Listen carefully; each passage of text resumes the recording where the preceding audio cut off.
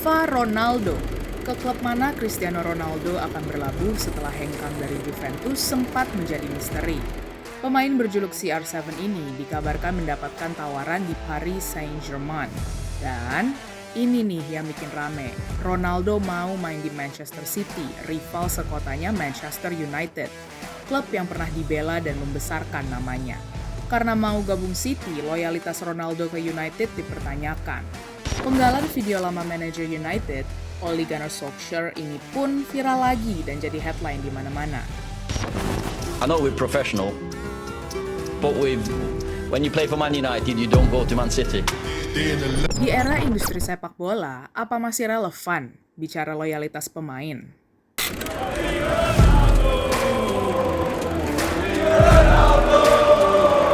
Memang sih, akhirnya Paris Saint-Germain dan Manchester City undur diri dan United berhasil membawa pulang Ronaldo lagi. Tapi isu loyalitas yang mengiringi transfer Ronaldo ke United seperti nggak ada habisnya dibahas di sepak bola. Jadi arti loyalitas di dalam sepak bola itu sebenarnya dilihatnya tuh lebih luas gitu. Mungkin lebih kuat dari sisi supporter ketimbang dari sisi pemain gitu. Si supporter pengen ngelihat ini pemain bakal sededikasi apa sih ke klub kami ini. Kalau misalkan dia dedikasinya penuh 100% terus bertahan cukup lama, iya mungkin supporter akan bilang oh dia loyal servant terhadap klub kami. Di sepak bola memang ada pemain yang sepanjang karirnya bermain hanya di satu klub. Mereka punya julukan One Club Man dan menjadi ikon loyalitas dalam sepak bola. Seperti Paolo Maldini yang selama 25 tahun di AC Milan. Atau Khairul Huda yang bermain selama 18 tahun untuk Persela Lamongan sejak 1999 hingga ia meninggal saat berlaga bersama Persela tahun 2017. Dan Dadang Hidayat alias Dahi yang membela Persib selama 11 tahun hingga akhirnya gantung sepatu. Pemain yang bukan one club man tapi bermain untuk satu klub dalam waktu yang lama juga biasanya dapat gelar loyal. Misalnya Andres Iniesta yang sedari junior sampai senior bermain untuk Barcelona dan menyumbang banyak prestasi untuk klubnya itu, namun mengakhiri karir untuk klub lain. Berdasarkan data dari Transfer Market, Lee Cassiaro tercatat 23 tahun 2 bulan di Lincoln FC di Gibraltar, paling lama di klub dibanding pemain manapun saat ini. Ismet Sofyan dari Persija Jakarta juga memuncaki peringkat kelima pemain paling lama di klub.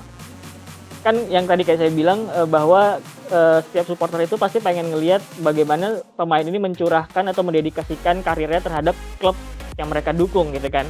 Kalau mereka melihat bahwa ada satu pemain yang mendedikasikan seluruh karirnya untuk klub yang mereka dukung, itu mereka pasti senang sekali gitu. Kedua, ya keuntungannya mungkin jadi ikon klub. Karena dia udah begitu identik sama satu klub ini sepanjang karirnya, ya sudah gitu. Berarti orang cuman, misalkan kita mengingat bahwa AC Milan, Paolo Maldini gitu kan.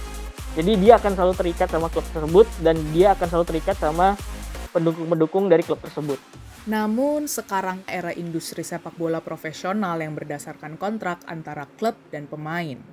Data yang diolah Jack Saville pada Maret 2021 dari Transfer Market menunjukkan bahwa di Premier League Inggris, klub yang pemainnya paling loyal adalah Burnley. Itu pun rata-rata pemainnya bertahan selama 4,24 tahun. Manchester United menempati peringkat keempat dengan rata-rata lama pemain tinggal selama 3,4 tahun. Sedangkan klub dengan loyalitas pemain terendah adalah Fulham dengan rata-rata pemain yang bertahan hanya 1,53 tahun. Pindah klub ini kan ada banyak alasan kan. Yang pertama, ya bohong kalau nggak bicara uang ya di era sekarang. Tapi ada hal-hal yang lainnya sepanjang saya berteman dengan teman-teman pemain. Kenyamanan itu kan juga hal yang penting bagi mereka.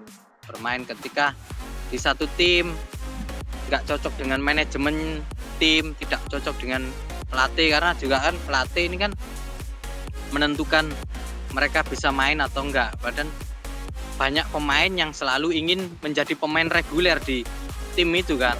Di sepak bola profesional, relasi antara pemain dan klub ini sebenarnya mirip-mirip dengan dunia kerja profesional lain. Dalam artian, pemain dibayar, diberi target dan strategi. Lalu klub memenuhi hak-hak dan menciptakan iklim kerja yang nyaman bagi pemain itu. Dalam mempertimbangkan kontrak, pemain akan melihat seberapa jauh klub itu memenuhi ambisi karir dan kebutuhan pribadi atau keluarganya.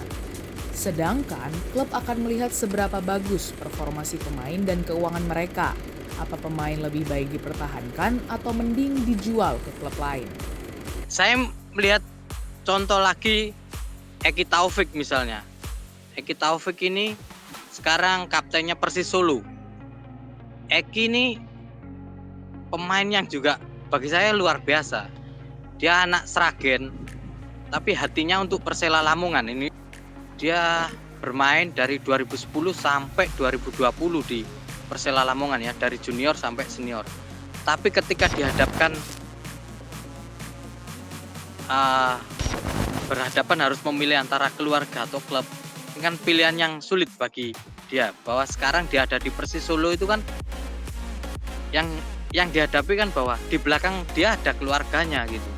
Betul, di satu sisi ada relasi profesional antara pemain dan klub. Namun di sisi lain, relasi ini juga dibumbui keterikatan emosional dan dukungan supporter. Ini yang membuat logika kerja pemain sepak bola berbeda dengan pekerja kantoran. 10 tahun kerja di kantor tertentu terus kemudian pindah ke kantor B, itu oke lah, ya udah. Silakan fine-fine aja, tapi di dalam sepak bola ada hal yang namanya wah, dulu kita ngedukung dia gitu ya selama 10 tahun, terus kok tiba-tiba dilepas begitu aja ke klub rival gitu kan. Itu ada hal-hal kayak gitu yang nggak bisa disamain sama kantoran menurut saya. Apakah ada contoh kasus di mana supporter kecewa ketika ditinggalkan oleh pemain kesayangannya yang pindah ke klub rival? Itu ada, itu pernah kejadian juga di berbagai tempat. Kayak misalkan di rivalitasnya Barcelona sama Real Madrid yang paling gampang ya. Ini yang paling umum suka diceritakan di sepak bola itu si Luis Figo dari Barcelona pindah ke Real Madrid.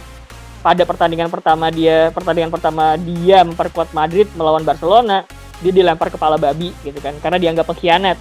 Jadi apakah loyalitas itu masih relevan? Menurut saya masih gitu. Selama masih ada pemain-pemain yang merasa bahwa kami masih punya keterikatan khusus terhadap klub ini gitu. Selama rasa keterikatan itu masih ada, loyalitas masih relevan.